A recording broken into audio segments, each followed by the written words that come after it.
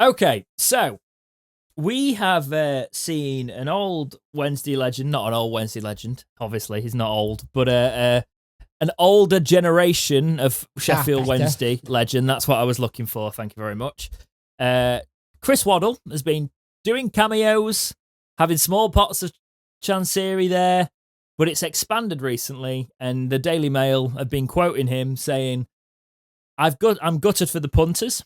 Chris Waddle, legend of Wednesday's early 1990s heyday and the resident of the city, tells Sportsmail. They deserve so much better, and it would be nice to see the people at the top put their hands up.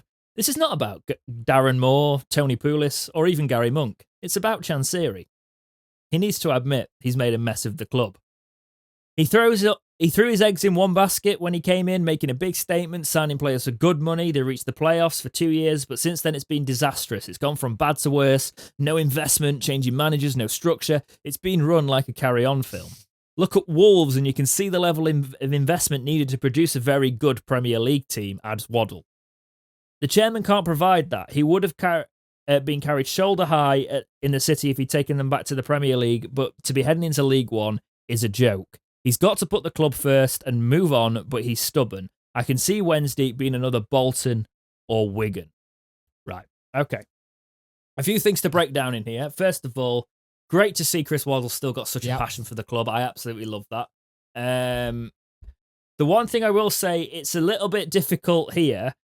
I'm going to pick out the one criticism I've got of this, and the rest is just going to be us discussing this as a topic. So, saying what Wolves did and then saying what we did, and we were sort of like bringing in players for good money and then saying no investment, it's a little bit chalk and cheese, that statement, then saying look at how Wolves did it when you need all that investment. Because Chancery, I think this is probably what he's getting at. Chancery did chuck that kind of money at it, but put it in the wrong areas. Yes. Wolves spent an absolute fortune. And if it hadn't worked and they hadn't gone straight up, they'd be gone right now. Financial fair play would have got them up the wingman. Yeah, they spent so much money. And they had a lot of good Premiership loans. And like you had Portuguese national player playing for Wolves in the Championship, and like, what's going on here? Definitely. I do agree. I know do get what he's saying. The reason I'm bringing this up is because he clearly he probably knows more about the club than your regular Joe hears as well. So he knows there's something there with Chancery. Talks about his stubbornness. We all know that in the fan base. Yep. The one thing I wanted to pick out from him, and it's really good to see him talking about Wednesday, is the fact he says, I can see Wednesday being another Bolton or a Wigan. Now, this is something I've worried about for a little while. We discussed on and off close to this. And if you look at Wigan only just got taken over this week.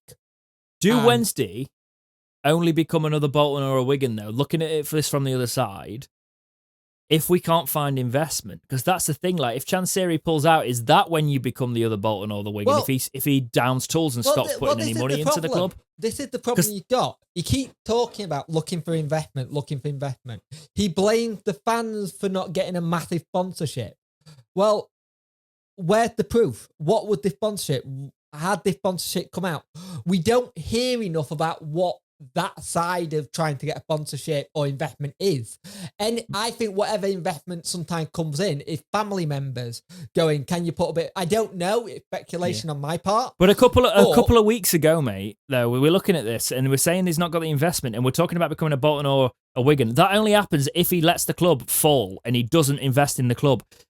In the accounts, he's stated he's going to bankroll the club going forward. And that's a case of like, that's where I'm like, well, he is still putting the money in, so we aren't going to sink to that level of Bolton or Wigan. My worry is, and this is my big worry with it, the more we call him out, if he leaves us at the wrong point, and we don't have, if he leaves us at the wrong point, and we could fall into admin with the bills not being paid, things like that. We get the wrong kind of owner in we get one of those firms that just kind of wants to consolidate. It ends up debt. You go into. I am worried about that as a bigger picture, right? You've got a catch-22 with Chancery. Chancery is the only thing keeping the club afloat at the minute. He's the only thing bankrolling it. But he's also got to, in that statement, it says him being stubborn. And he is. And he's got to communicate more with the fans, because I don't want to know the full ins and out, but if there's anything the club can do to get like local businesses to invest or something, stop going out for the multi-million kind of thing. Yeah, they're great, but maybe having something from the local community might be better. Not enough money in it though, is there? No, there isn't, but to balance the books, and that's what he's looking for. But how does he balance the books now? Because you then got to turn around to an investor and go, hey, you want to invest into League One club? Championship, you're one step from Premiership. You could get it next season. Now you've got to say, well, we're 2 steps from the Premiership now. We could have a really good promotion. It's like, and if you don't, you got to add Bury to that mix as well, though. You know, the ones we're talking about. Like, if we're looking at those players, Bury don't exist anymore. No.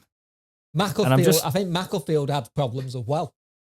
It's the stupid thing is that financial fair play was meant to stop this. This was the whole point of financial fair play. We want to see less clubs going out of business. There've been more clubs than I ever know go out of business. And that's not due to a pandemic. These are clubs pre-pandemic. Yeah. It's I'm just looking into the Bolton one, because they hit the hard side of this. Because they hit the finances. It was Ken Anderson that was in charge of them, wasn't it? And then he kind of pulled the plug. Well, I'm looking at the history here, right? And the worrying sign is how it started in like 2015 when you started hearing about it. Because the first thing to happen to Bolton before the decline, as it started to rear its head, was they got hit with a transfer embargo. And they talked about in the near future, if we do this right, we can sort of sort out financial fair play. How many transfer embargoes we have now? Like 2 or 3? Also, remember, 2. Forest had an embargo before they got retaken over by the Greeks when they have Fawaz, and they were looking like they could have gone down, but they had to get saved by a new owner coming in and bailing out. God, I'm reading quotes from this. This is an article from Sports Mall that says, this is from the time, the original time of Bolton declining. It said, until both the short and longer term funding issues the club are currently facing are resolved, the directors will not be in a position to sign the accounts. Did that just copy and paste from like a Wednesday thing? And we just that sounds very familiar. It's the worrying thing. This is the worrying thing, right? The only thing keeping us afloat is the investment that Chansiri's talking about, by the looks of it. And I don't obviously want us to be stuck in a situation with an owner that sort of like is just keeping us afloat and putting it into it and making the wrong decisions. But I also worry I worry on both sides. And there is one man that has put us in this situation. It is the owner. And I would like to see him take a little bit of responsibility from it. So going back to Chris Waddle's point, I would like to see the responsibility. But this isn't the first time a legend of the club had come out. This is like the third or fourth. Carlton Palmer come out and said it before. Brian Laws has said it before. Terry Curran said it before. I believe you've had people like Dev Walker, like Pat, who come out. Everyone can see what the issue is. And you either...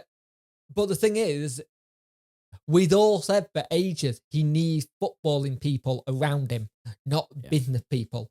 And this could be tried. There's only so much we can keep going over it, because we've done this to death.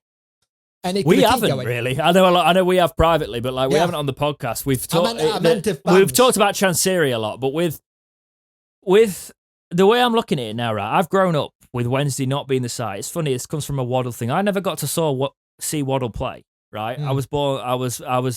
By the time I was going to Wednesday matches, we were already in League One. So I've kind of been a fan from the crap to Chansiri being the height of it. But to think that if this goes wrong, we could end up in a situation where we just collapse and become that team that, you know. Well, I mean, Wigan looked to like be re-solidifying. They've been taken over and doing it that way. But like, if you look at Bolton's situation, look how long Wigan's taken. It's taken a full season. Sunderland in League One as well. Do you know what I mean? They've got a billionaire owner now, haven't they?